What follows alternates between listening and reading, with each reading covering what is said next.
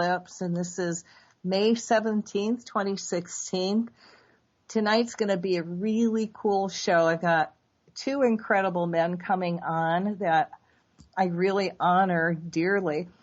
And it's Elliott Adams and Peter Doughtery of the MetaPeace team.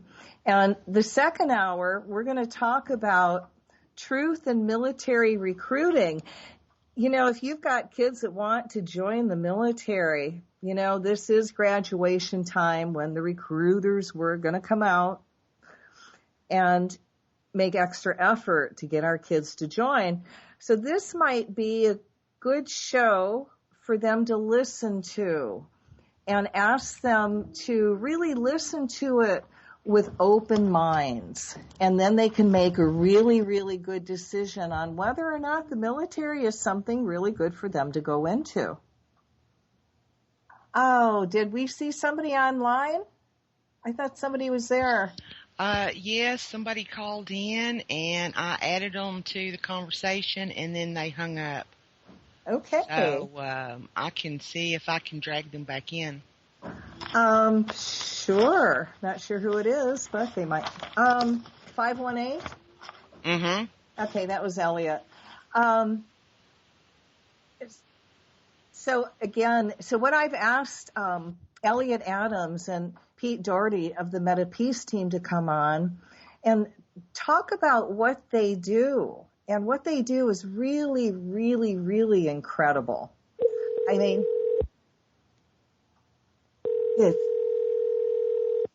it's hard to talk when the phone's ringing, huh? And I'm muted and it's still coming through.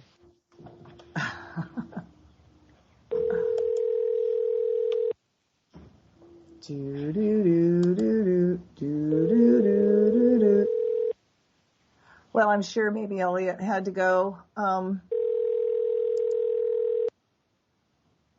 do something, and I'm sure he'll be there. So anyway, in a time when there's actually so much violence and myths about violence, it can be surprising to learn that there are things we as individuals and as groups can do to actually reduce violence. And the MetaPeace team is one organization which trains people and develops teams to use their known skills to reduce violence. Now, founder of the MetaPeace team, Peter Doughtery, and a soldier turned peace warrior and member of the MetaPeace team, Elliott Adams, who I've had on the show before, will talk about these techniques and how these have been used in many countries in the U.S. and can actually be used in our daily life. And they believe if more people learn and use these skills, we can change the levels of violence and take a greater step toward peace. And for all you young people that are actually listening to the show, I just want to say, you know, you might actually want to think about doing this and being part of the MetaPeace team, because it's way harder and it takes much more skill to be a peacekeeper. And, you know, there are other ways other than actually going out to war. Gosh, you guys are online. Welcome, Elliott and Peter. Thank you so much for coming on the show. Glad to be here. Keep with you. You guys are my heroes, okay? That's all I can say.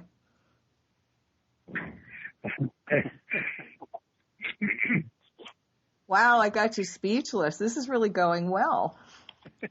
Yeah.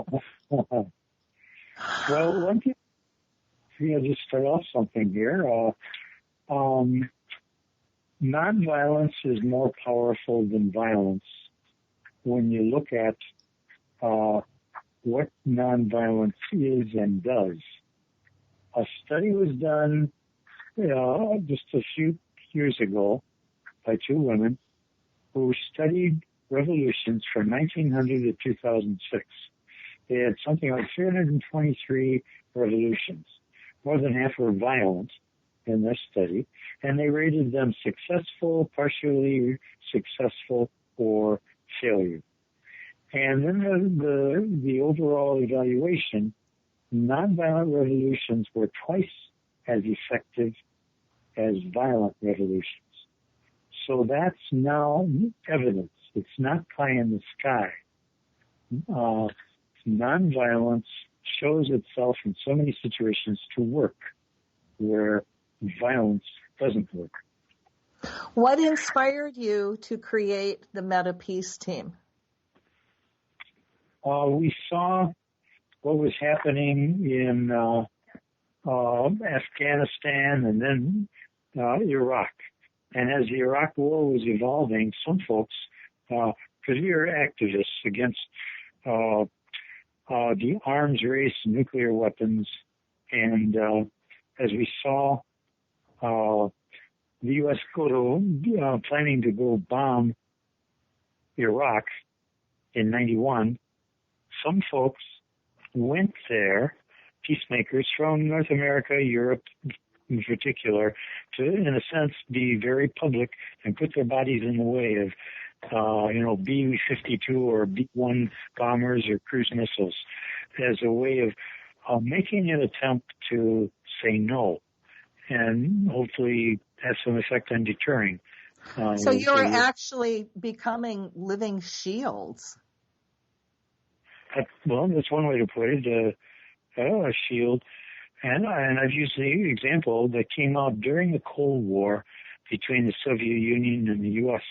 Someone had proposed the idea, why don't we have a million U.S. citizens go over and live in the Soviet Union, very public, and a million Soviet Union citizens come over and live in the U.S. as a way of deterring the madness of leaders that would seriously consider using nuclear weapons. So that's an example.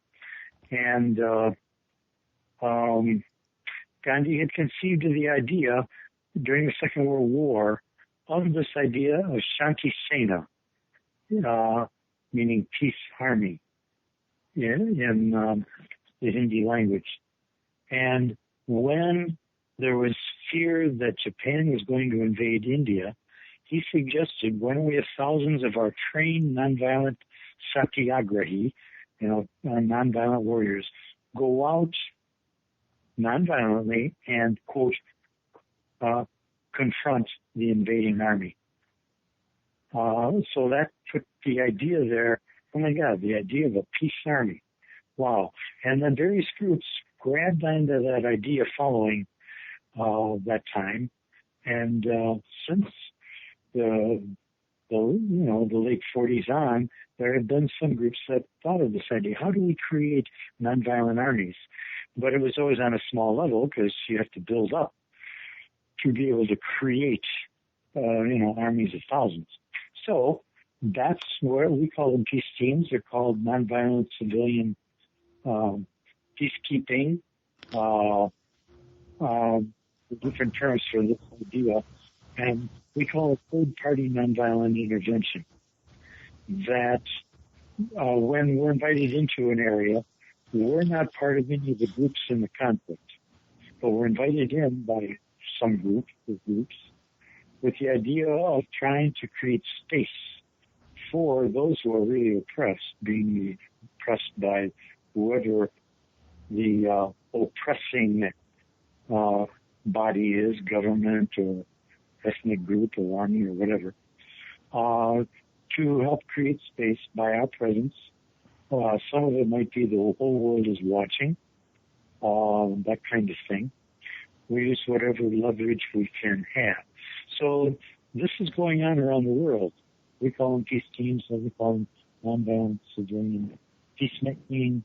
Third-party nonviolent intervention is one phrase, TIPNI. Yeah, I'm curious, Peter, when you go out, what do you wear? Do you have special shirts? Well, I wear pants and shirt, and is there, that says a peace team on it, that designates what you are, lets you stand out? It depends on international teams. We haven't historically worn anything. We stand out when we go to some of these countries, Palestine, Israel, even in the war zone in Bosnia and in and El Salvador, so on. But sometimes people do wear shirts or vests or hats, armbands. So it all depends. It depends on the group. If I can jump in, Peter, I mean, I think that there are times when I like having high visibility vests because it makes it clear you're not. If it makes it clear you're not part of the crowd, you're something different. Helps identify you as an international, and that can be and times that can be very helpful to make the combatants realize that there are people watching, and also realize that you aren't a combatant.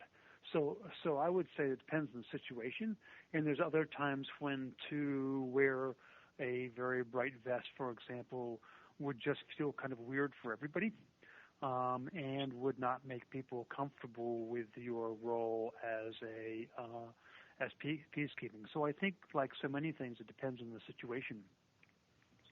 Mm-hmm. Yes. One other aspect about this is when we go in, we don't. There's the tendency, especially in this land of America.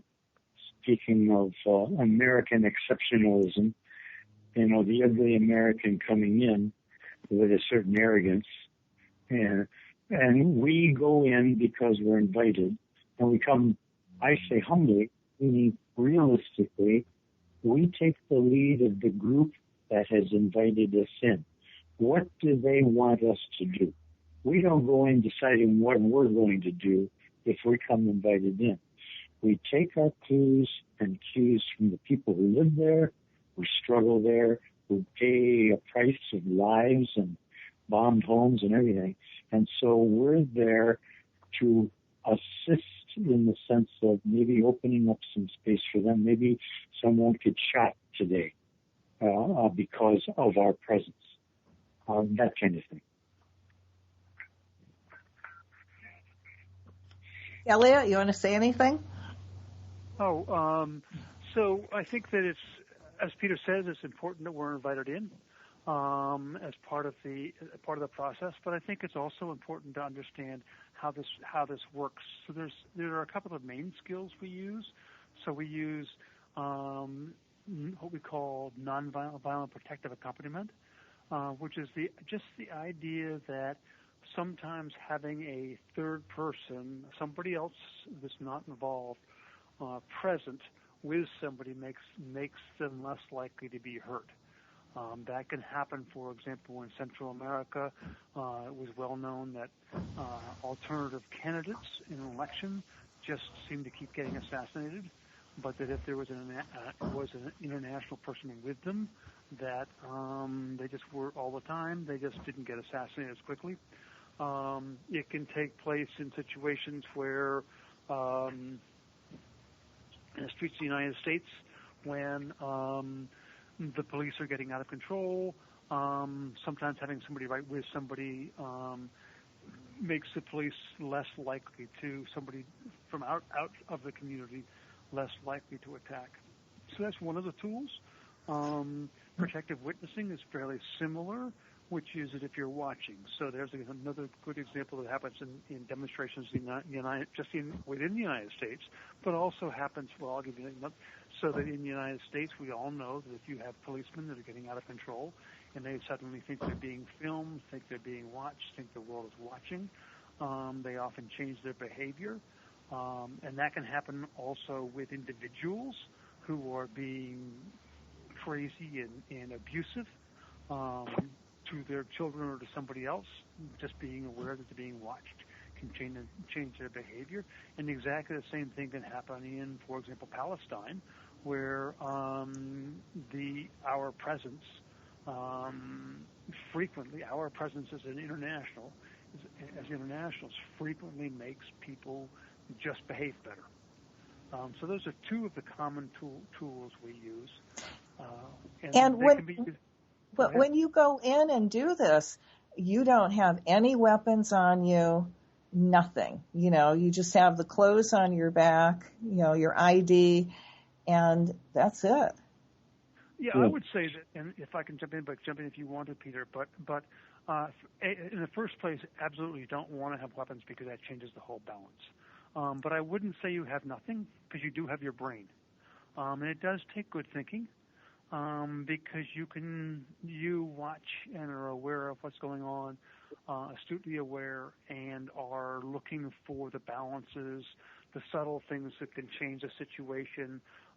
Speaking, sometimes you may want to speak, sometimes you may just want to be silent. I have a friend who is completely unrelated to this, completely untrained in this process, and she's a very, very timid young lady, and she was in a street in Boston. And it was late at night, and she saw two guys stuffing a woman into a car. And she stood there. She prayed because she's very religious. She stood there and prayed, and the bigger of the two came over and told her to get the hell out of there. And she just stood there. And she prayed to herself and continued to stay there. And the two guys got in the car and left the woman there, just because she was there with that kind of presence. So there's many examples that happen, and yes, you have to be able to center yourself so that you can control your fear.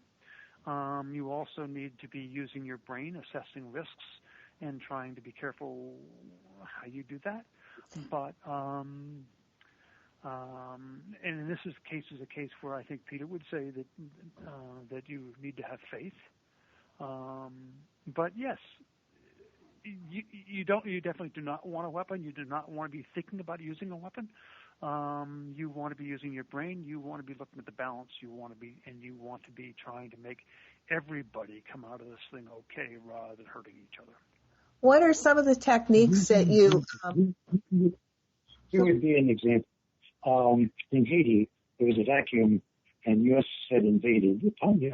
Maybe Doc had left, and there was confusion and chaos. And in this one region, it was a team. Liz from MPT was on it. It was a multi-group team of, about 8 people. But anyway, another team to the team said they just took my son. It was some kind of a gang militia. And they were going to kill him for sure because they accused him of, being the enemy. And she said they took him over there, so the team hurried there, and they said among themselves, well, our best weapon is surprise. So they actually knocked and walked into the building, and that 18-year-old kid that was taken, the noose had been put over a rafter and around his neck, and they were just about to hoist him up and hang him to death.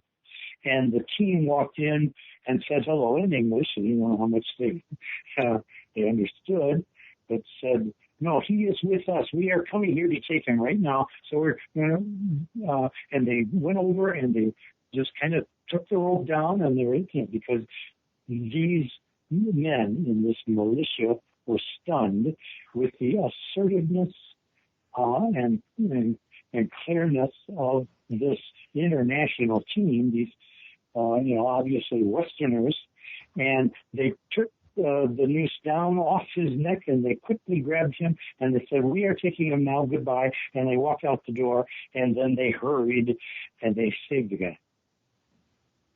That's amazing.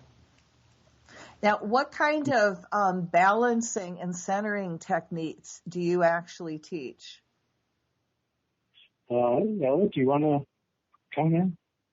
Well, I think I think that everyone has will find their own.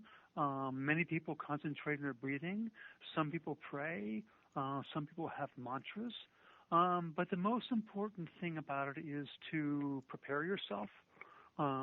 It's a little bit like a lot of skills that if you wait until you absolutely need them, it's too late to develop it.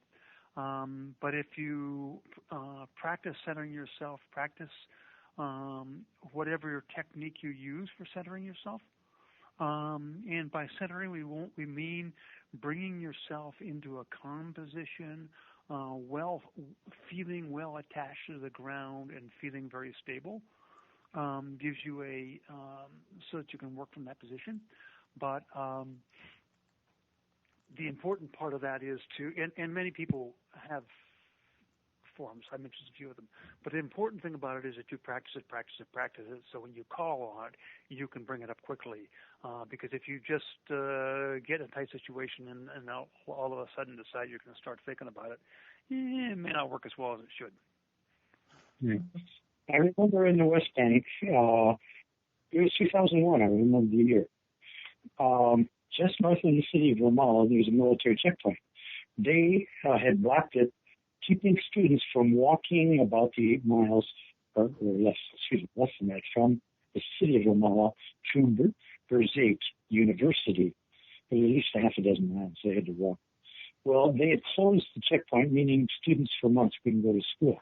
Then they opened the checkpoint, and we had gotten there, a large group of us, and so we decided we're going to keep that road open. And so we're going to take over the road and not allow the Israelis to close it off. So as we did so, tanks were coming. It's like, oh boy, there's going to be this showdown with the Israeli military. And as we were walking, I remember saying out loud, all right, let's keep centered, take some deep breaths, let's be centered, let's be here, and we are together. And later, a few said to me, that was really helpful here. So that's an example of centering as a group. Well, that's amazing. And it's also that you're holding really, you've used the words holding space, but you're holding so much light that you anchor that light there. And, you know, it's what I teach, you know, when you send out that energy of love and consciously do that, two things happen. Either you've raised that energy of that person and they're going to become your friend, or they're going to get so uncomfortable that they just actually just quietly leave. Mm-hmm. Mm-hmm. Yeah. I was struck by that. There was one, it was a Klan rally in Ann Arbor in '98. I was struck at one point because there are many anti-KKK, anti-hate groups that some were willing to do violence. And here and there, some would be throwing rocks or bottles at the Klan and the police, you know. Well, I saw the lineup of the police, the riot police, shoulder to shoulder with their shields in front of them, and they took their batons and in unison, they tapped the top of their shields, and I know that was primarily to keep courage of these police officers that were in that lineup, because they're young guys and they're probably terrified, you know. These are the police. I understand. So that's the discipline they use, you know, to have courage when police get anxious. So we want to be using that inner strength of nonviolence when we do these things. And we don't do it just alone. If we're a team, we're doing it together as a disciplined, nonviolent army. Well, when somebody takes your course, is it a one-day course, a 2-day? Do they actually get on-site training? Well, what do you think, Elliott? You're about to go through it again. So typically we do an 8-hour an 8-hour basic training, and that goes over techniques, practices techniques, and gives people a founding in the basic ideas of nonviolence, and gives them a chance to practice them and develop a few skills. And like all things, the more you do, the better you get. So that's not necessarily, so hopefully you get more and more. But after you've done the 8-hour, we certainly consider, we're happy to have you on teams within the United States. Before you go to a foreign team, we like to get people to take another 8 hours of the basic skills plus specific training on the culture and the details in the country they're going to. And there's also, it's also important we spend some of that time developing a team. And in other words, making the team feel connected and supportive of each other, because a lot of your strength comes from the being connected to your teammates and feeling you're part of your team.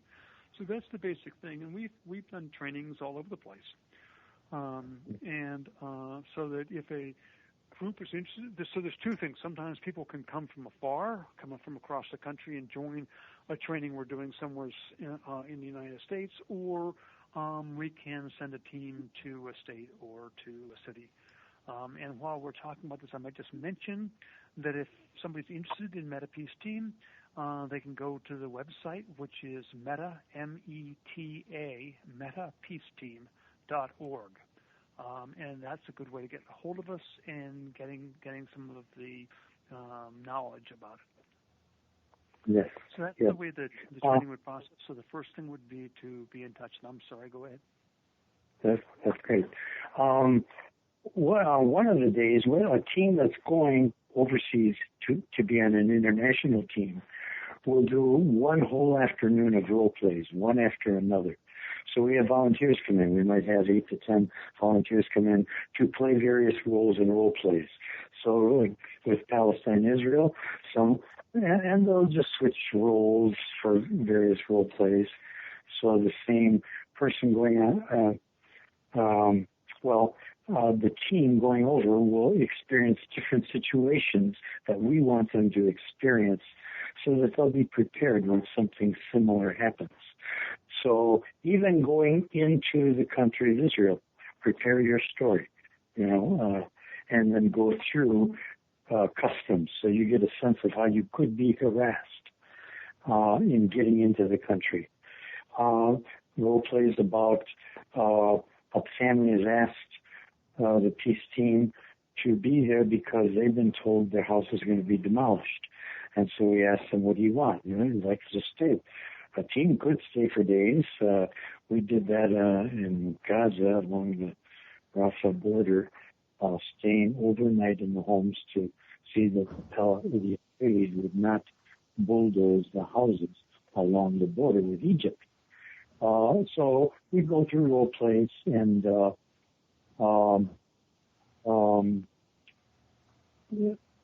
various situations. Okay, it's all harvest time, and what do you do if Israeli settlers come and they look pretty mean? And so, and then it gives us a chance to observe how the applicants to go on the team do. And sometimes it becomes obvious, whoops, this person is not going to do well in that kind of situation.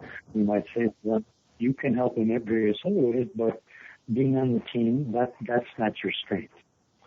So there's a screening up till the person gets on the plane to go overseas to the country where we're placing the team. Besides training, there's we're talking about skills a little bit now, and I want to say there's really simple things sometimes you can do to change the nature of a situation. One of the things that Peter does is he juggles. And there is something about juggling which changes the way the people around you see it. I remember a friend who was in Egypt and was the demonstrators were confronting a row of very angry-looking soldiers. And this young lady had been practicing Arabic, and she was working on counting, and she started counting in Arabic. And pretty soon the angry soldier right across from her started helping her count in Arabic. And pretty soon the two soldiers beside her. And within a very short time, there were about 10 soldiers in the line who had shifted from that period of angry aggression to helping her count. And there's lots of little things that you can do to distract people and to change the dynamics of a situation. Which can make a big difference. Yeah. Give us. You went recently to Flint, Michigan, and why would you go to Flint, Michigan? Well, because it's been rated at least one year number one most violent city in the world. By that they mean the number of shooting or deaths per 1,000, and Flint 1 or 2 years was number one, Detroit was number two, and and they switched one the next year, and I'm not sure what they are right now. But with that in mind, we offered to come to Flint and walk with the people there. It is over half African American, and as I say, we walk with the people, not come in like experts. Hey, we're going to tell you what to do. Exactly the opposite, where we are going to be sensitive to being of assistance in what we have to offer. And so, in fact, we just set it up, a meeting there, an organization that has projects in the city. We've offered, talks about nonviolence training, and with the idea maybe we can create neighborhood peace teams with the vision that in time we will be all Flint folks, and MPT can move on to somewhere else. We just scheduled the next training there. It's Saturday, June 4th. So we will be doing another training. And then they have an event. Once a year they have a big march and expo. They parade down the middle of the street, and there's a sense that no place is really safe in Flint. It's just that random violence that's upsetting. And so the parade down the street is to say to the neighbors, take back our neighborhoods, and get people to come out, and then try to even get them involved. And so we'll place a peace team at that march, as we have the past few years. Now, when you say, again, team, how many people does that mean? How many in a team? A team there might be 10 people. There might be 10 people there. But it would typically be into affinity groups. I was going to say... Go ahead. Oh, go ahead, Elliott. No. I was just going to say that typically you may have 10 people, but you'll break them down into smaller groups, smaller affinity groups, so that you can work easily together. And that if you have 10 people and you're all in the same place, it kind of limits what you can do with where you're seen. But also, there's an interesting dynamic in a situation like that, because if you are too many, it kind of looks oppressive. And again, this very interesting thing about the psychological balance of situations is so important. And being in the group of, say, 3, which is a nice number to work in, you aren't dominating. It isn't hard to make decisions. It's not hard to move. You can communicate just by glancing at each other, because you can tell each other's eyes, as opposed to a big group where you kind of have to talk to communicate. So anyway, I interrupted you, Peter, when you were saying that typically you're in a team of, say, 10. Yeah. So we might have 10, we might have 20. And we break into affinity teams of anywhere, say, from 3 to 5 people. And affinity team up at the front and one near the back, and maybe 2 teams in the middle. And being aware of each other, so that if a team needs others to come to that spot immediately, there is a signal. And so other affinity teams would hurry to that spot to deal with whatever's happening. I mean, that's the way we organize. And team means everything. So we have the affinity team, small affinity team, as part of the overall team. And when we have teams that are larger, we have maybe 2 overall coordinators with walkie-talkies or cell phones, depending on the situation, and communicating, so that the coordinators can get the sense, gee, we need a team over there. And so, get on the phone to the contact person of a given affinity, you get over to that spot as fast as you can. So it's that kind of mobility, and try to be able to respond when there's a need. You obviously go into this with a lot of thought. It's not just jump in and wing it. Right. So we always have, for domestic teams, they're usually one-day events. the longest thing we ever had was, trying to think, maybe a 6-day event. Like the Republican National Convention, that was 4 days. So anyway, we have an orientation session, and they're going to go hit the streets. It might be an hour and a half long, getting organized. Here's the scenario. Here's what's expected. Here's what we're told. Form affinity teams. Get that sense of bonding together. Get your best. If it's potentially dangerous, we'll say, who's your support person? Something happens to you, who do we call? Or where's your car parked? If something happens to you, where's your car? Your keys, or whatever.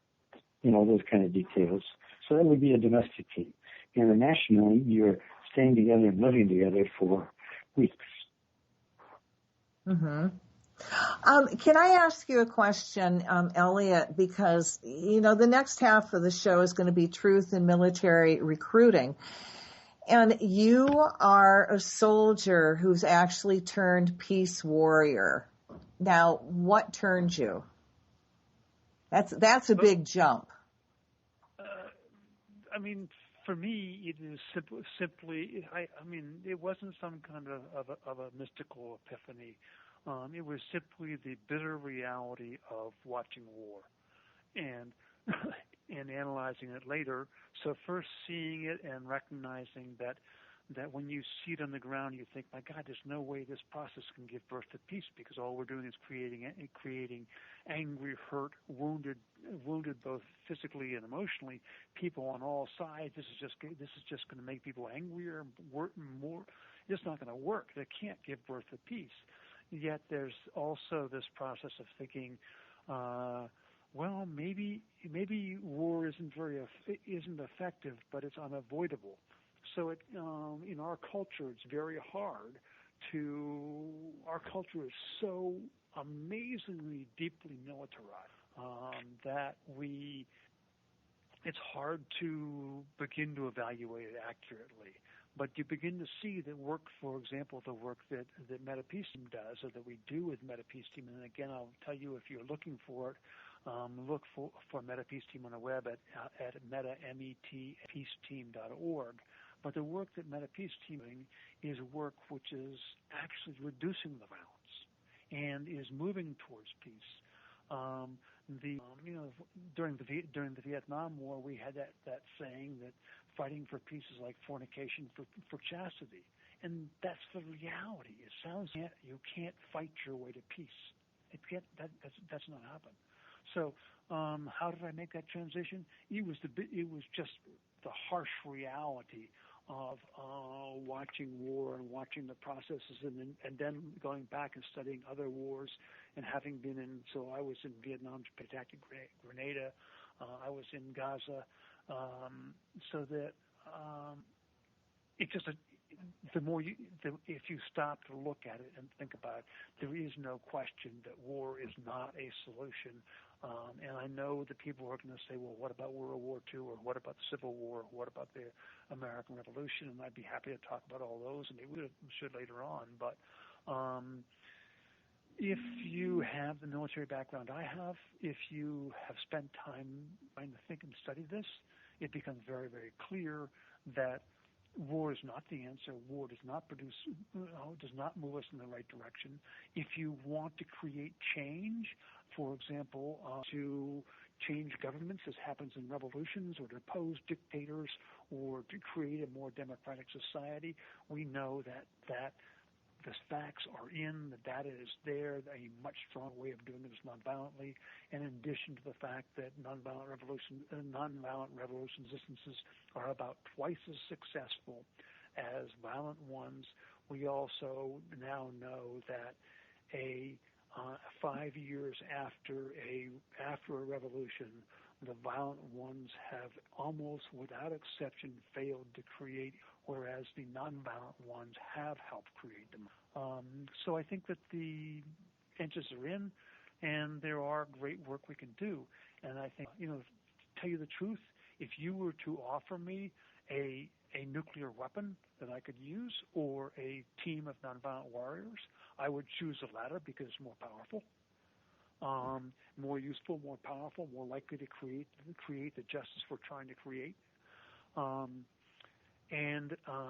We feel in MetaPeace team that the work we can do, we or anybody else can do as a peace team, can actually move us towards peace.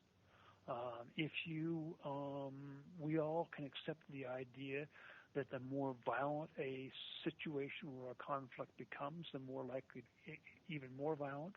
And the opposite is true also, that the more you reduce the violence in a conflict, the more likely it is to further reduce.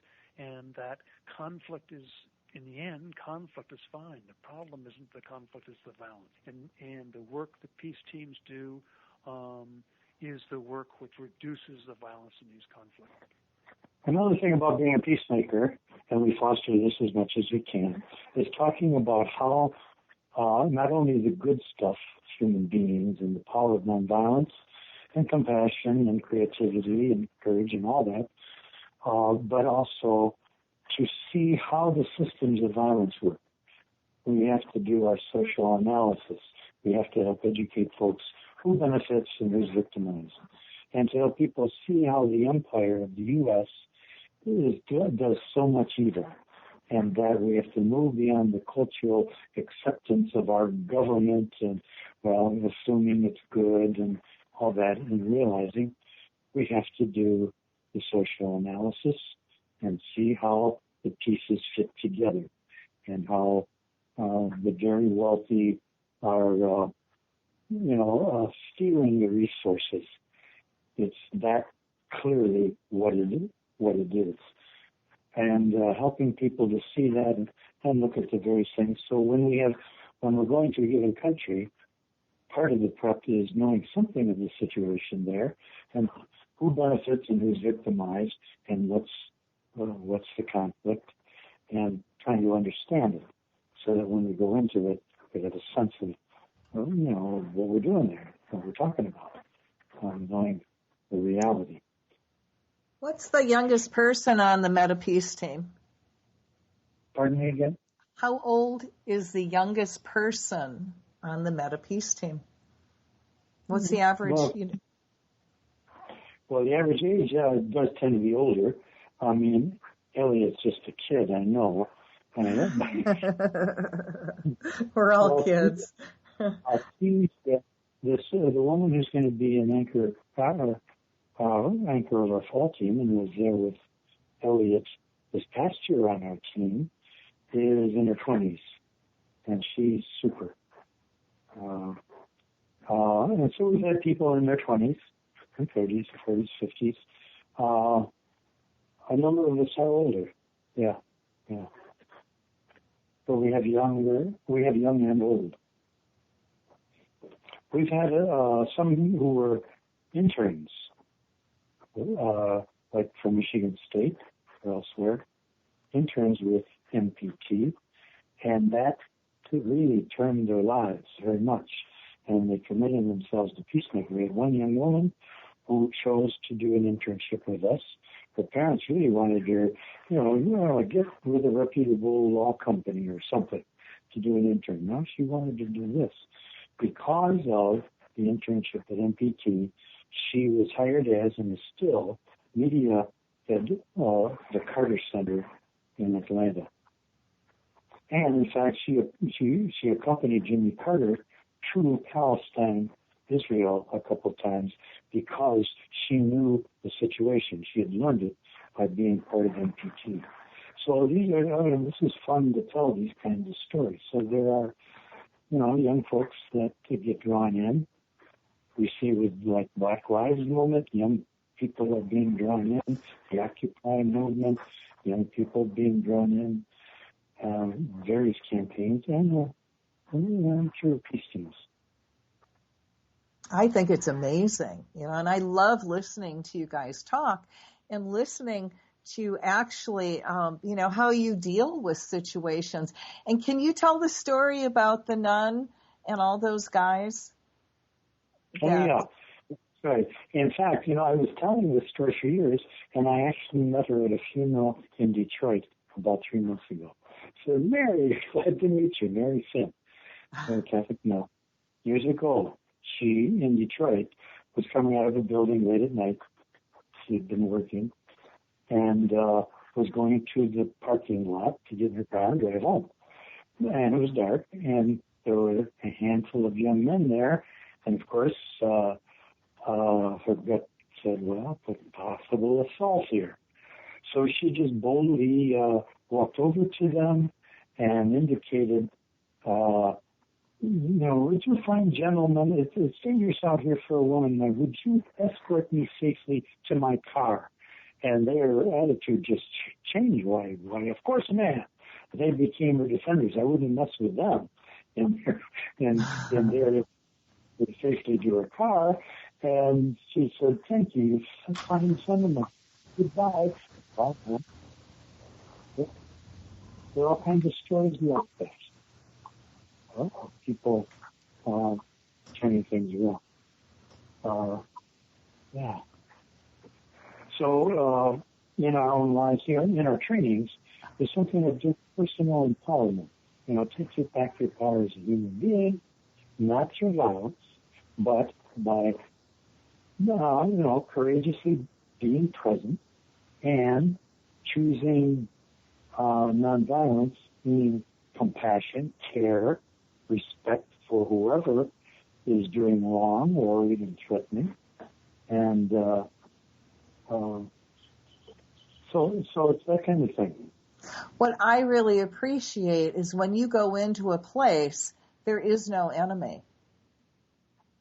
Yeah, for me, no such thing. But that's part of the spiritual, moral journey of a human being. To move from fear to a sense of loving ourselves and caring for ourselves. Maybe so many people are deprived. They don't have somebody that actually loves them, or they have not experienced that they're unlovable. So that's quite a journey. That's very central to becoming a wholesome, healthy human being who, grows in maturity and can learn to let go of just living out of fear or rage because you're powerless, to taking back your power. And for me, a person like Jesus of Nazareth, saving your own neck is not on the list of priorities. People are doing loving, risky acts all the time. Parents defending their children that are being threatened. We see acts of heroism going on all the time. That is part of the view of life and society. There are enough people that are loving and caring, compassionate. And so part of that is learning to get through our prejudices and be able to look at a person who does evil and see their humanity. And we, in our trainings, for example, talk about find common ground. Find common ground. Here's a powerful story. Sorry, go ahead. Go ahead. The common ground can be, it doesn't have to be that you agree. You just have to connect with people. It may be that you have some similar piece in your background. It may be that as simple as you can agree that you both really care about an issue, but some way of connecting human and human is the finding of the common ground, which can really change a situation. And most of our, if I can say it, our tools for arguing or tools of conflict, most of those keep us from finding common ground and keep us from connecting human to human with the other person, which causes the conflict, which makes it harder to help the conflict to come into some kind of nonviolent relationship, because we don't try to solve conflicts. Conflicts are normal. Conflicts are good. Conflicts are what happens when different people get together. The issue is trying to reduce the violence and the conflict. Yes. Yeah. Here's a powerful story. I'm sure it was Guatemalan. And the story was there were these terrible, horrible things being done to people by dictatorships. And there was what we could call a peace team, or in there. And one, I think there was Peace Team International. And one young woman was Argentinian, another woman was Canadian. They were both kidnapped by the military and taken to a place where torture was taking place. And the word was, others knew that this had happened. So the Canadian folks really got the word out on the network, and they had faxes and emails. I don't know if they had emails, I don't think so. Phone calls, getting the word out in Canada, and to pressure the government to get her rescued, the Canadian Queen. The Argentinian government, the network didn't work so well. But they were taken in and they were chained face to the wall. They could hear screams of torture in other rooms. And, oh boy, time was passing. And the Canadian government... Oh, Peter, we're at the end of the show. We done talked ourselves out, boys.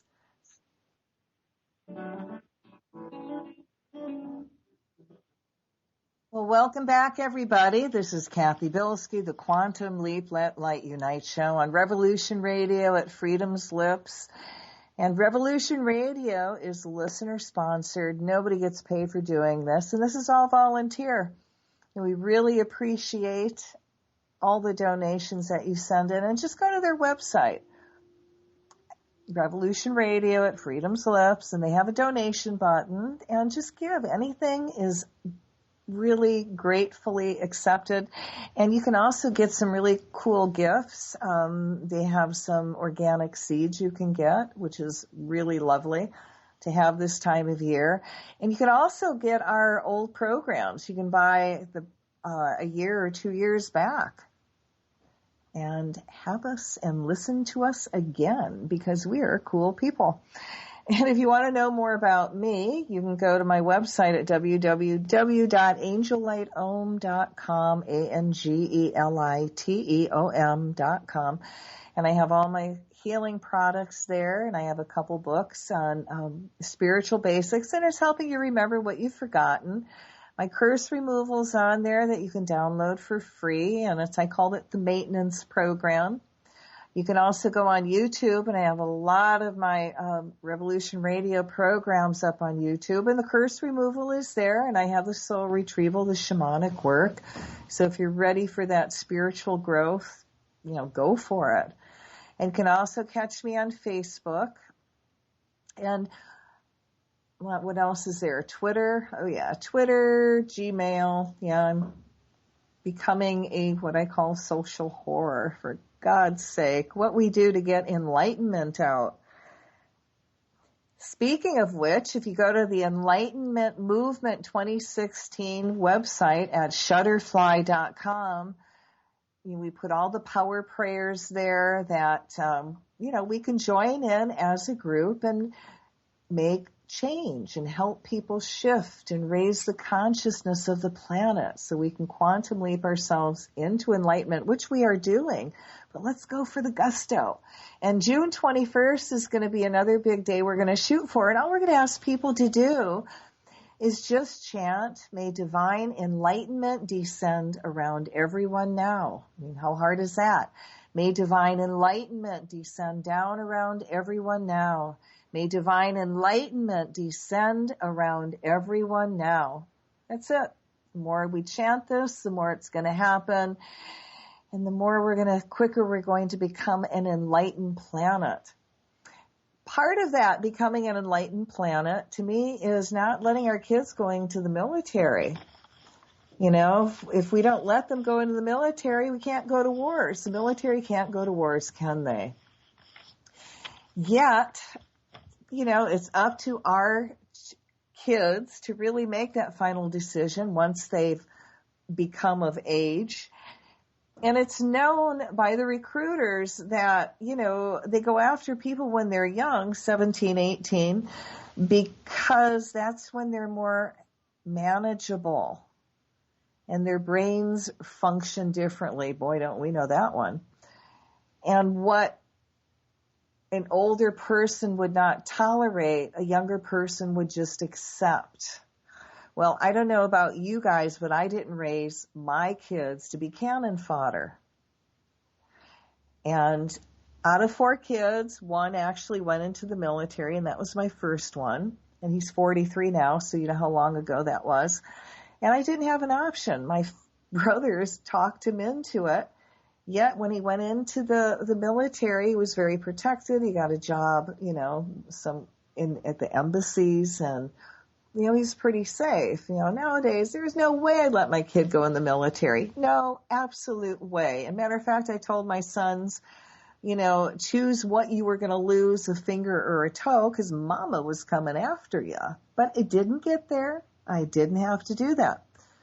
My one son, who is now the world champion jiu-jitsu blue belt holder in Brazilian jiu-jitsu, and I would rather see them do martial arts than go into the military. Hello. And when my youngest son was really contemplating on going into the military, I found something online, and it said, actually, I talked to a few people who were trying to keep kids out of the military, and I said, hey, what would you recommend? And they sent me a list of the 10 most lies the recruiters tell you. And all I asked of my son is to go through this with me, and then he can make an intelligent decision then whether or not this was something for him. And we went through one by one, and every single one of those points, he would say, yep, the recruiter lied. Yep, that's what he said. Yep, all the way through. The end result was he made up his own mind and decided he wasn't going to enlist for 8 years or a lifetime. Not going to happen, not for what they were offering. And all I could say is, thank you, Jesus. Thank you. And I'm so glad my boys were raised to think for themselves. So, are you considering enlistment? Now, this is for your kids. Now, you've probably heard the ads and the recruiter's sales pitch. It all sounds pretty good, doesn't it? All advertising does. But if military life doesn't live up to the advertising, you can't bring your enlistment agreement back to the recruiter for a refund, and you are obligated to the military for a total of 8 years, including possible reserve duty. Now, you wouldn't buy a car without looking under the hood, would you guys? So don't enlist before you check out the reality of military life that lies behind the glamorous television ads and slick brochures. Check it out carefully. So let's just talk about the military and living conditions. Do you enjoy being bossed around? Do you want someone constantly telling you what to do and how to do it? If your answer is no, you may have a hard time adapting to military life. Now, federal law states that the military places numerous restrictions on personal behavior that would not be acceptable in civilian society. Military members are subject to military law 24 hours a day, even if they're off duty and off base, from beginning to end of their term. Disobedience in the military can result in court-martial, prison, or even the lifetime problem of a bad discharge. Furthermore, the enlistment agreement says that your status, pay, benefits, and responsibilities in the military can change without warning and regardless of any promises in your agreement. Not surprisingly, a lot of people express unhappiness after joining the military. For example, in 1997, almost half the enlisted people questioned by the Army said they were either dissatisfied or very dissatisfied with the overall quality of Army life. The military job training myth. Now, many people join the military expecting to receive job training. But remember, military training is designed for military jobs, not to help you get a civilian job later. Even in the technically oriented Air Force, most jobs require particular military skills that won't do you much good in the civilian world.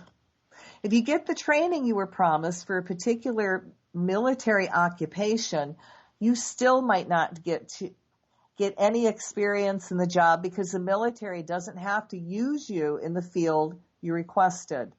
In the Army surveyed, 67.2% of enlisted people said they were dissatisfied or very dissatisfied with their opportunity to select a job, training, or duty station of their choice.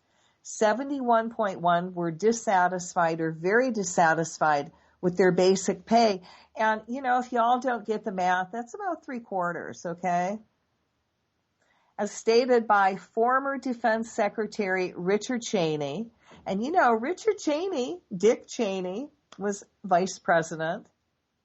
He said the military is not a social welfare agency. It's not a jobs program. Ouch. So they also claim easy money for college myth. Now, recruiters might promise you tens of thousands of free dollars for college, but it's not free. You must work for it. And it's not automatic. Unless you qualify for special jobs or sign up for an extra long term, you'll never see the higher amounts of money. To qualify for any aid at all, you have to pay a $1,200 non-refundable deposit to the military. Now, if you receive less than honorable discharge, as about 1 in 4 people do, leave the military early, as 1 in 3 do, or later decide not to go to college, guess what? The military will keep your deposit and give you nothing. According to the Veterans Administration, less than half the eligible veterans are using their educational benefits, which means the military takes in a lot of money that will not be paid back. In other words, it's really the military that profits, not the veterans. Colleges can help you find aid if you need it, and it pays to investigate these options before agreeing to give away years of your life to the military. Once you complete school, you will start earning the higher wages of a college graduate right away. Hello.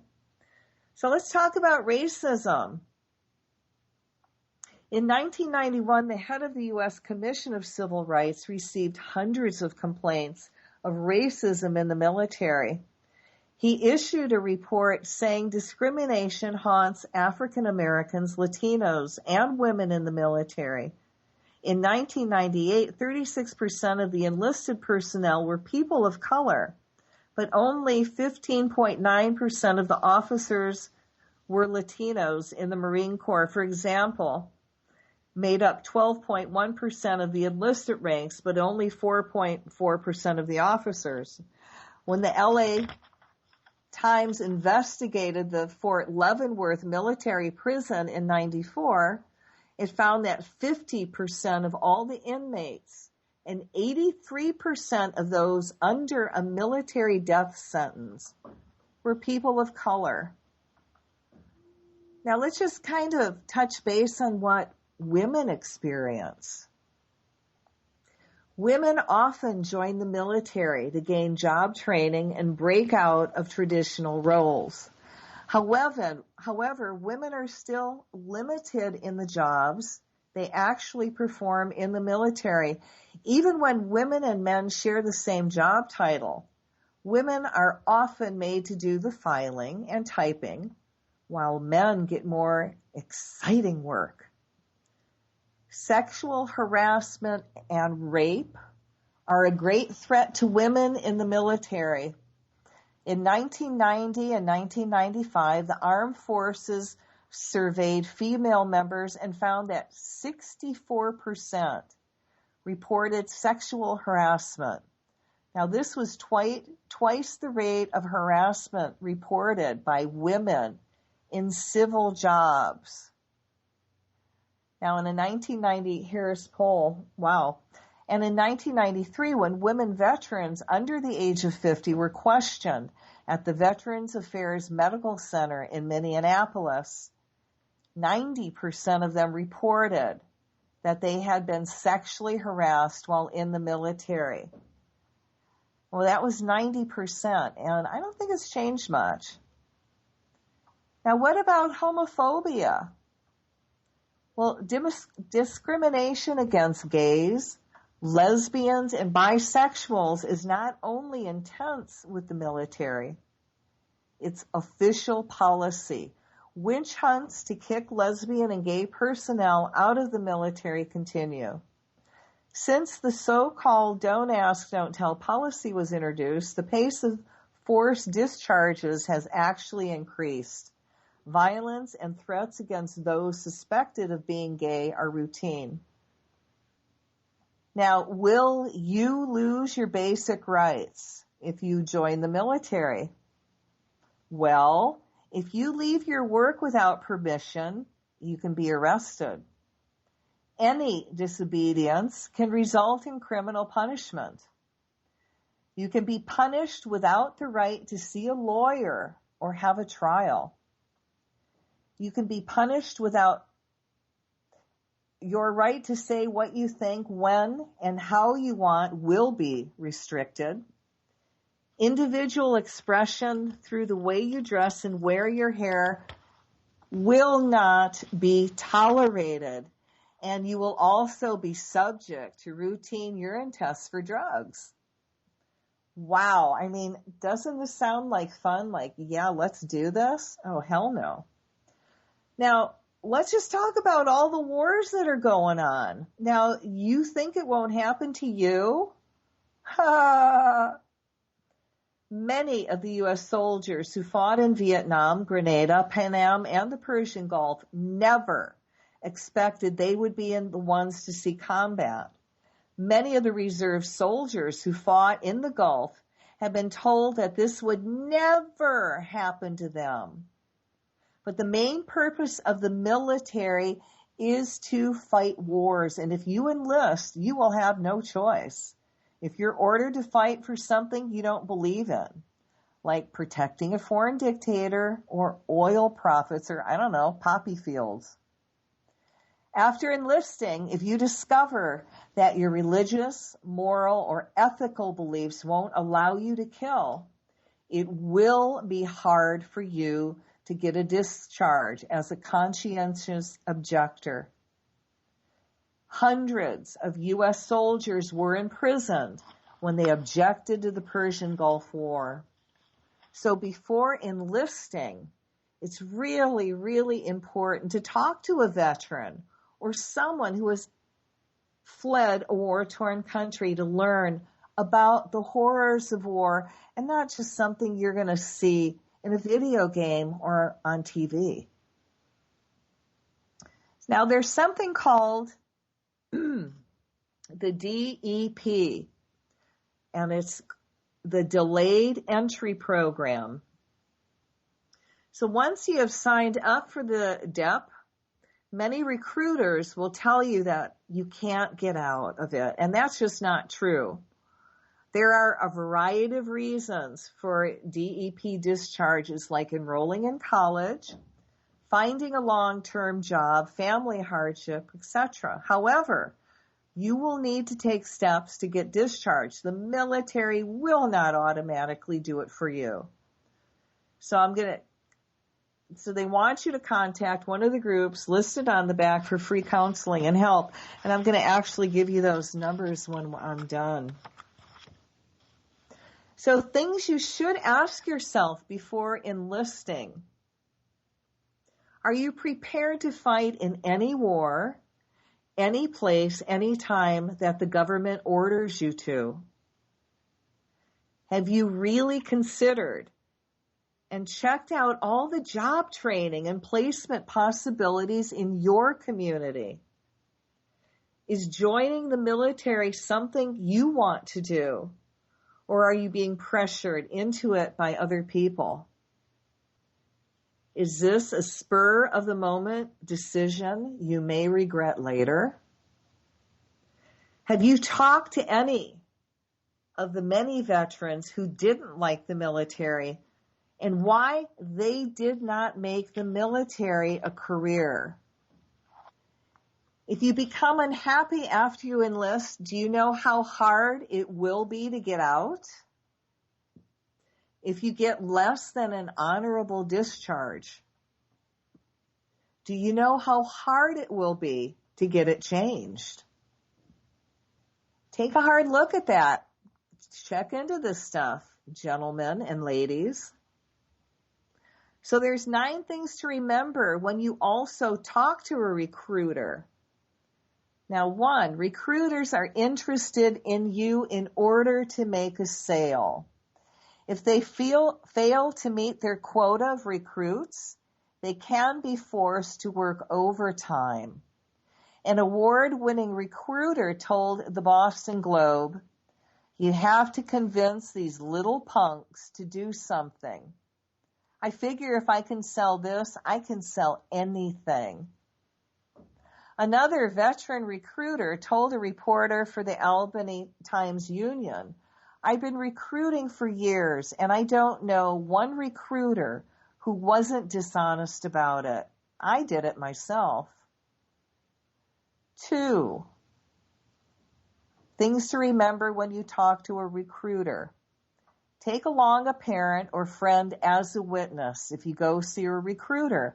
That way you'll have somebody to back up your side of the story if there is a dispute over whether you got what you were promised.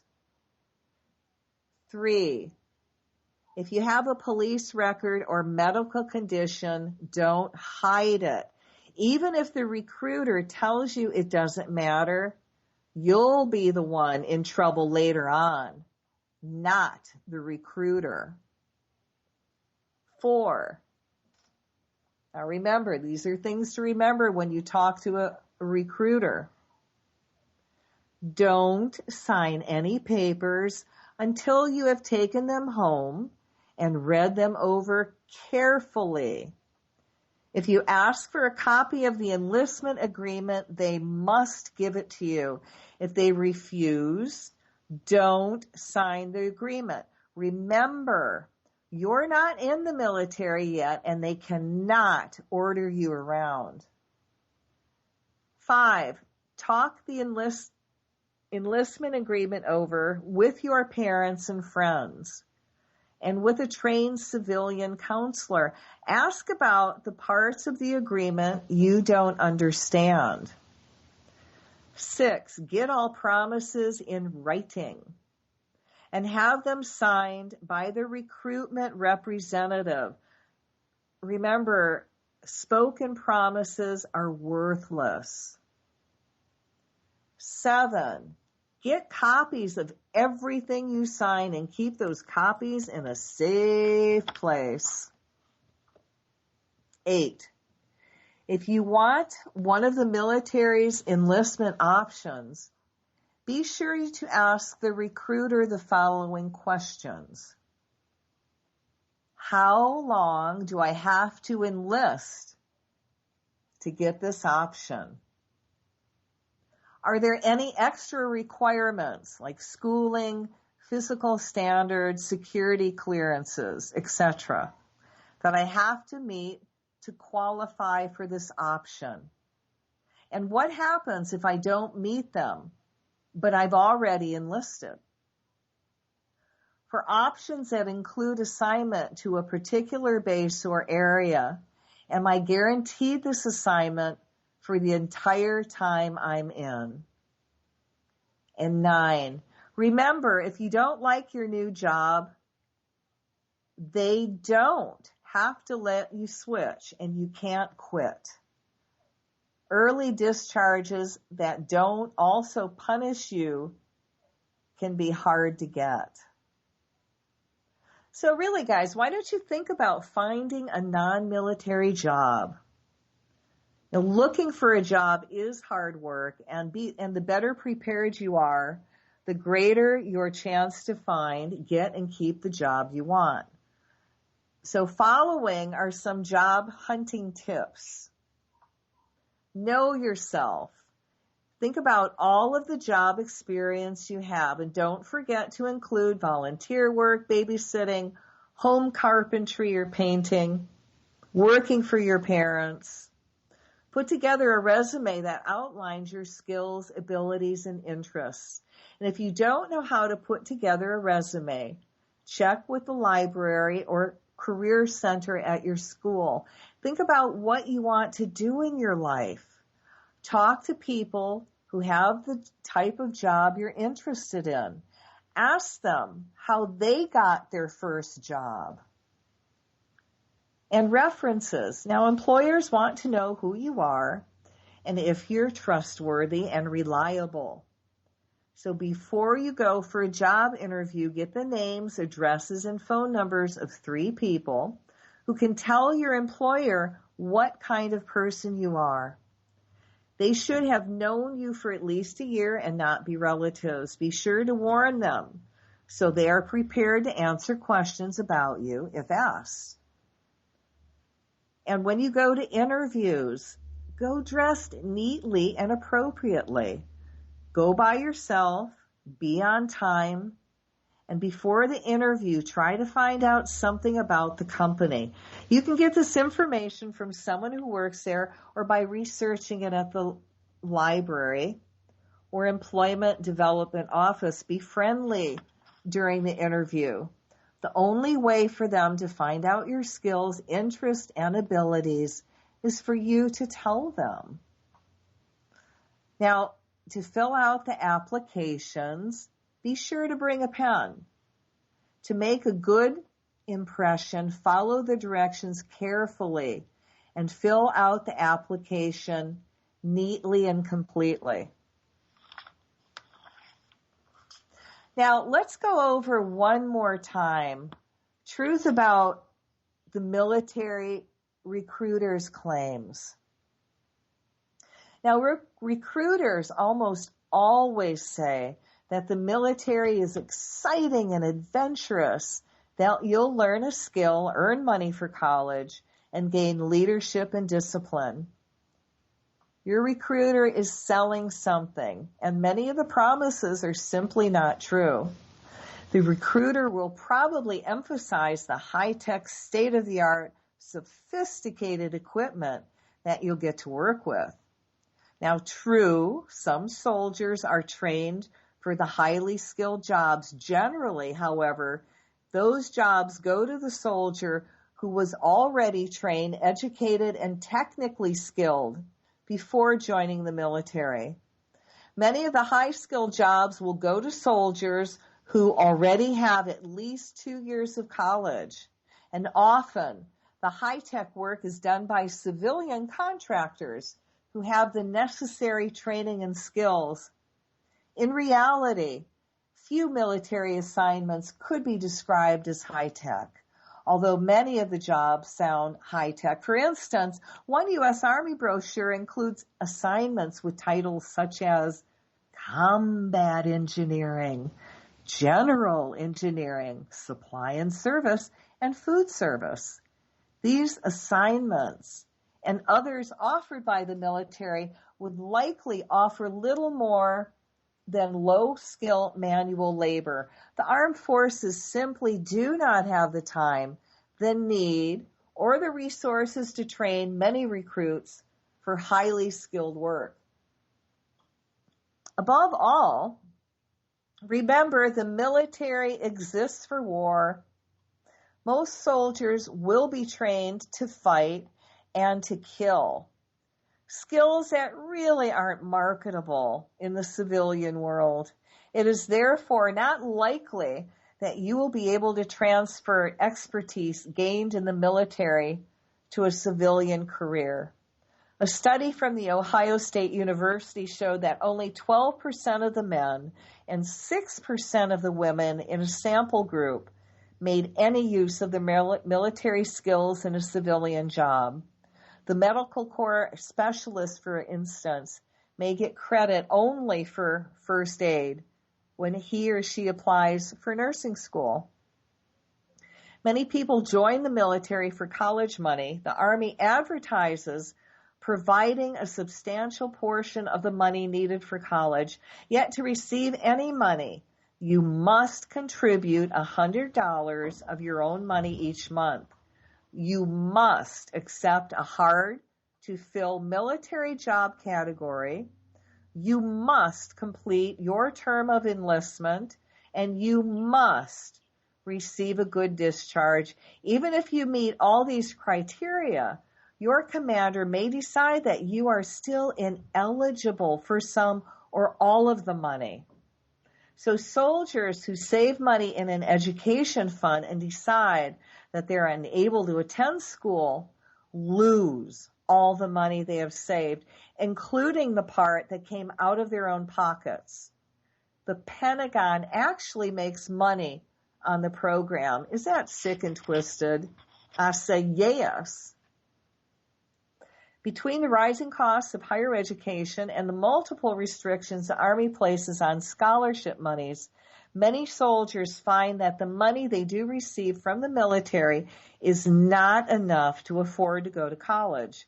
Few soldiers find the educational opportunities the military claims to provide. Martin Smith, a veterans employment representative, figures that only 20% of veterans he has worked with took extra classes in the service, and that those 20% seem to be the smart kids anyway. Soldiers are often discharged with no money to continue in the civilian world and no transferable job skills. Matter of fact, my granddaughter's husband went into the Marine Corps, and his job that he was taught was so skilled that after he got out, he got a job at Walmart's. I know, bells, whistles, right? Unemployment lines are filled with veterans who are poorly qualified and lack the useful skills for civilian employment. Many veterans remain jobless for long periods and are a large part of the homeless and prison population.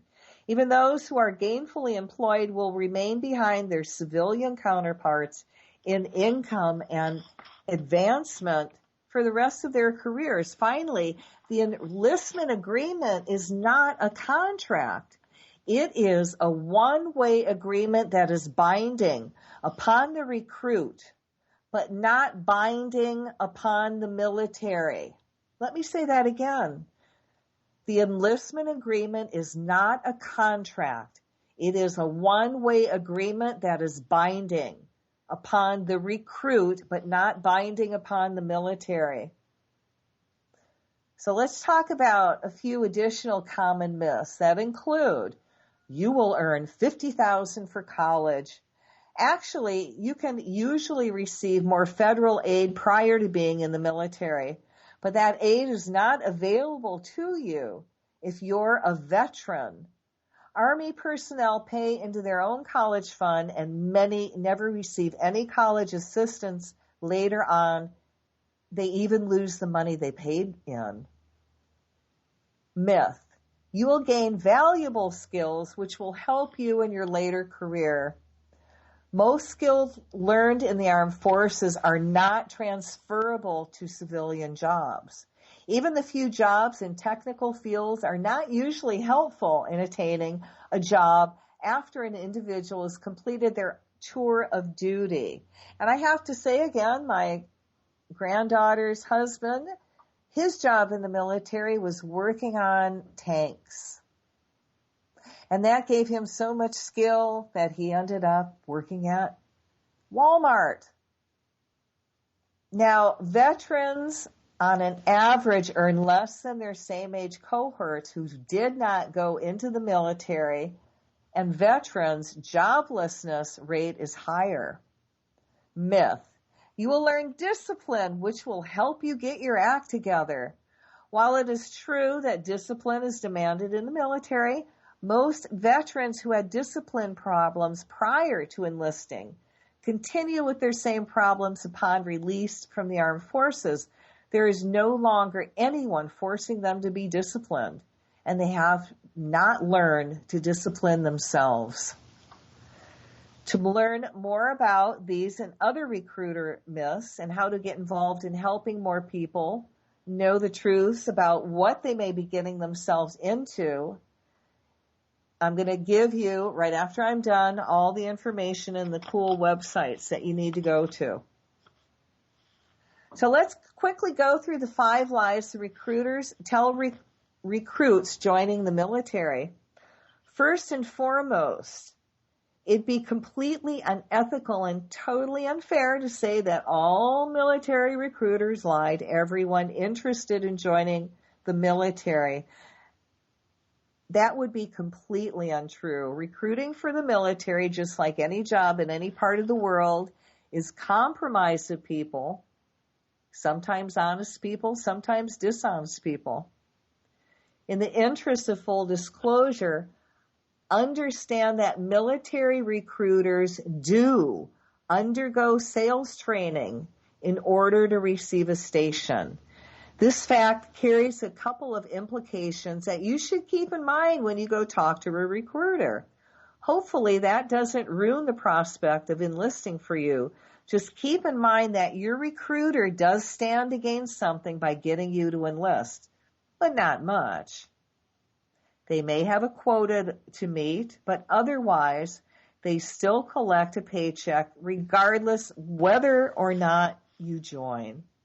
The truth is that sales training is required because the military has hundreds of thousands of people leaving every year, and recruiters are necessary to get young people to join in order to maintain the military population.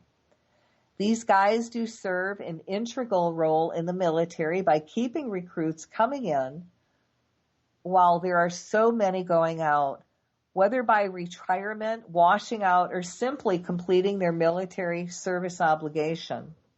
In many cases, recruiters are working with young people, often right out of high school, who may know a few people in the service, but often have a very limited exposure to military life, military personnel, and extremely limited knowledge of what the enlistment process is. And very often people's perception of the military lifestyle is limited to what they've seen on the news and, of course, TV shows. And we all remember Gomer Pyle, huh? Unfortunately, some, perhaps even many recruiters do lie. Obviously, it's a detestable thing to give misleading information just to help your sales numbers, especially when it's a substantial stretch of a recruit's life that may result in him or her in a combat environment. This is not only dishonest, but also short-sighted and detrimental to the good of the U.S. military. In a perfect world, such people would be weeded out of their recruiting position and given a duty a little more up the alley. I don't know, like washing pots and pans. Now, the obvious aside, bad information is easily dealt with by absorbing good information in order to prevent being led astray by a dishonest recruiter. Simply learn what to look for. Every recruiter in every recruiting situation is different, and though you may not hear these lies verbatim, they may take on a different form. Just keep your ears open and use a bit of common sense. Now, these are not in particular order, and this person picked them up from people who he knows joined the military, served with the military, and a couple that, the writer actually picked up for. One is your college will be paid for. Yes and no. The MGIB and post 9/11 GI Bill both go a long way toward paying for college, true, but often what goes unsaid by the recruiter is that you have to pay $100 a month for your first 12 months of service before qualifying for the Montgomery GI Bill. To qualify the post 9/11 GI Bill, certain in-time services standards need to be met. The GI Bill has definitely come a long way, but if a recruiter tries to convince you that it's money in your pocket, don't buy it. There are prerequisites, performance standards, and tremendous administrations involved. The program is great and an awesome selling point, but be aware that claiming the GI Bill is a process all its own. Fortunately, while you're active duty, the tuition assistance program pays 100% of tuition fees. Now, if you back out before boot camp, you'll go to jail. Nope. This one is in place to protect the recruiter's numbers. And if he and she tells you this, it's 100% untrue. More often than not, a recruit will be placed in the delayed entry program before shipping out to basic training. This is sort of a holding pattern for the recruit who have promised following through with going to boot camp, while the enlistment documents signed when enrolling into the DEP are technically a contract, and in theory, the government could prosecute you in theory. No one has been subject to court-martial for backing out prior to boot camp in about 30 years. The rationale, the U.S. doesn't have the funding to prosecute every person who changes his mind. Same goes for other threats. You'll lose your citizenship. You'll lose the prospect of citizenship if you're applying for it. I've also heard you'll be blacklisted, whatever that means, or you won't be able to join the military if you back out, or you won't be able to join this branch.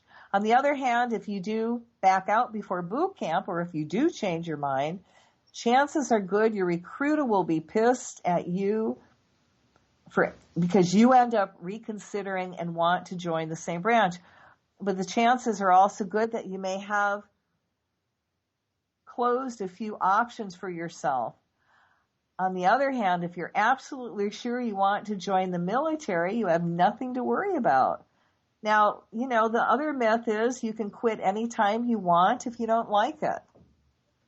Now, this one is hard to believe, but it does happen. If you join the military, you're in it for at least 8 years, period. You may have 2, 3, 4, or 6 years active duty, but all contracts are for 8. The period where you are no longer considered active is simply called inactive reserve, in which the military reserves the right to call you back to duty on such short notice should World War III break out or you were accrued some awesome skill while you were in and they need you. If you make it to boot camp, that is the real start of your military service. And the only way you're going to make it out of the military is if you're willing to accept something other than an honorable discharge. And really, this is a terrible strategy for more reasons than we can speak. Now, what about those signing bonuses and enlistment bonuses? Now, this one's rough because it's such an effective ploy to get people into the military. Signing bonuses is not a gift from the military, and they usually come with enough fine print to make a lawyer's head spin. Very often, these payouts happen only upon the completion or during technical military training.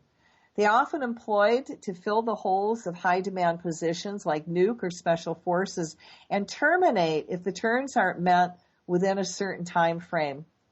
This is not to say that they're all bogus, because they're not, but as with everything, read the fine print that's offered to you. If you receive a $25,000 sign-on bonus for making it halfway through your technical training, and then your security clearance is denied, you will lose that job. You will be paying it back. They know where to find you, after all. And the other fallacy is that boot camp officials don't yell at recruits in basic training anymore. Boot camp has changed a whole lot in a relatively short period of time. And talk to any old timer, either active duty or better, retired who went through basic 20 years ago, and ask him how things were back then. There may even be one in your recruiting office.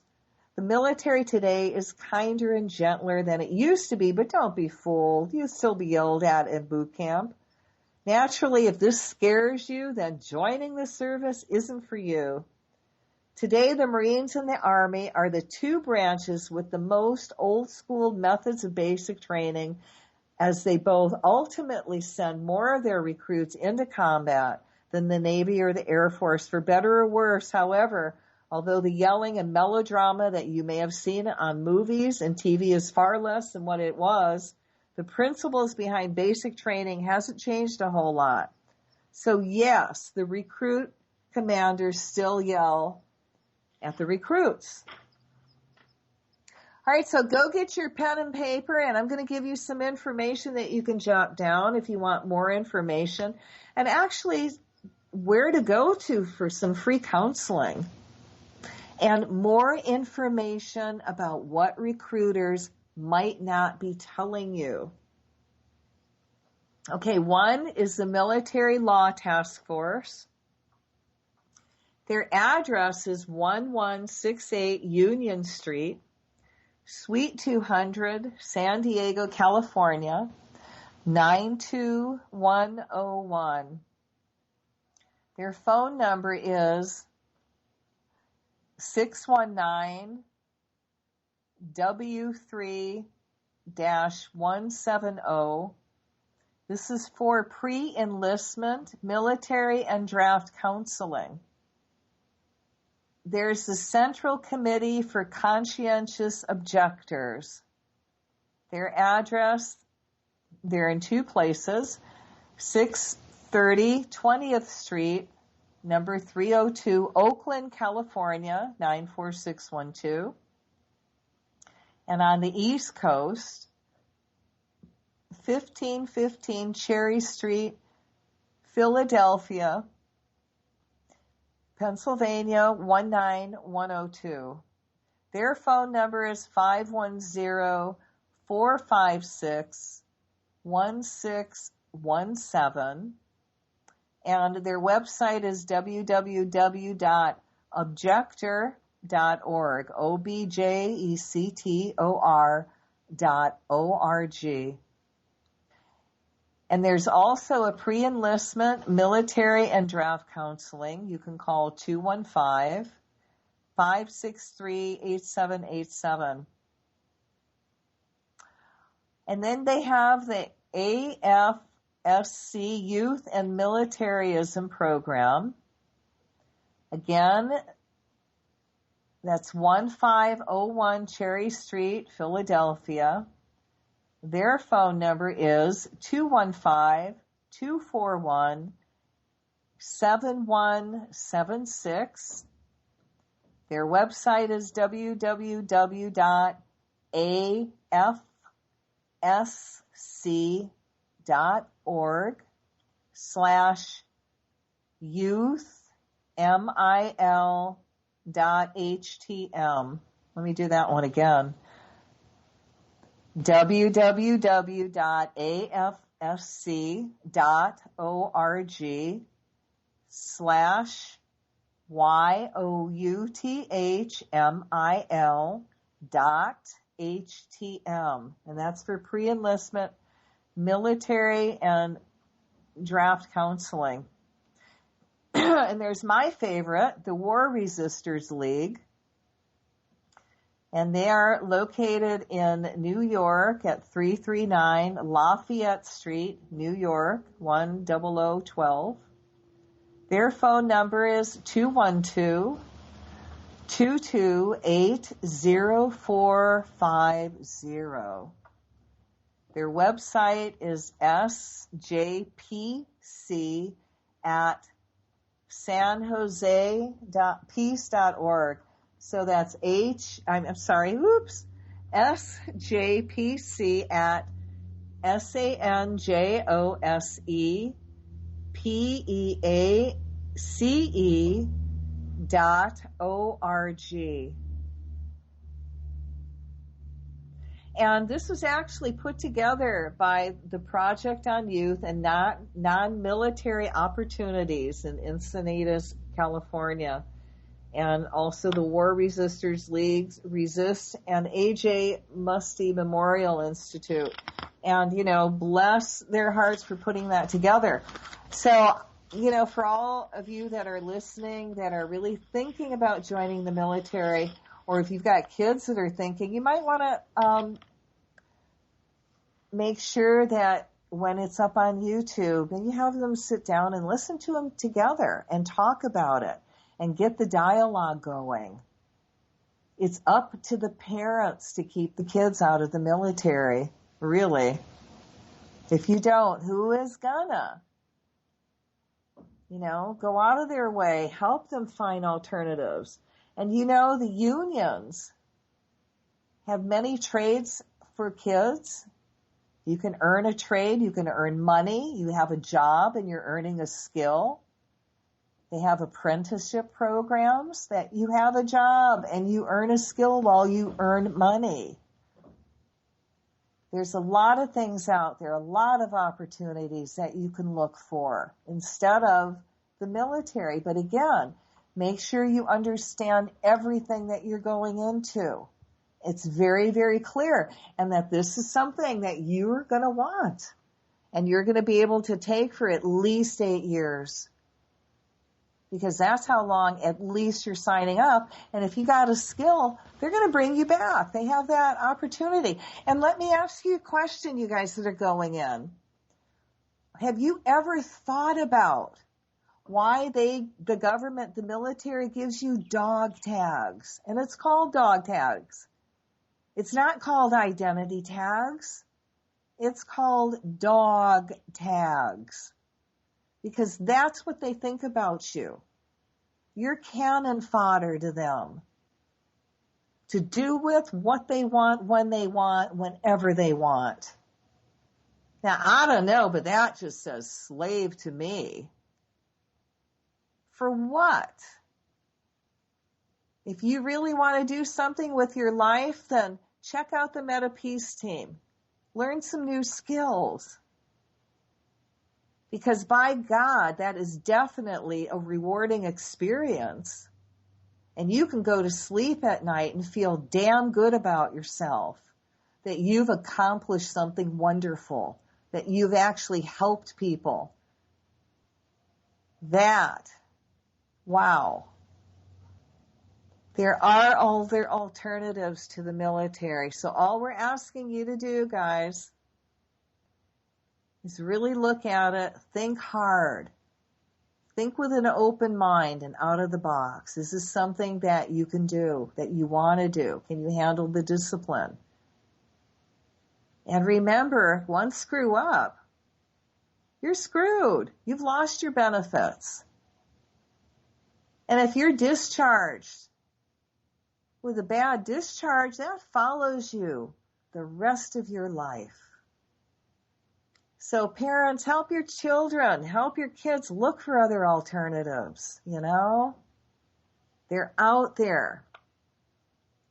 Encourage them to go into other things, Like I said, my kids are doing martial arts and I'm so grateful. And they have formed a family. But it's a different family. It's a more evolved family. And they're not learning this to hurt or harm people. But it is an incredible skill they're learning.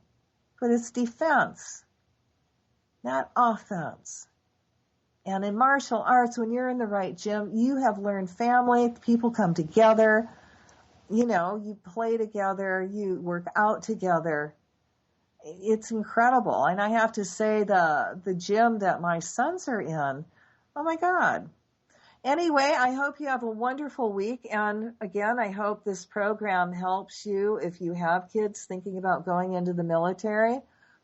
And Aloha. Remember, Mercury is still in retrograde. Have a great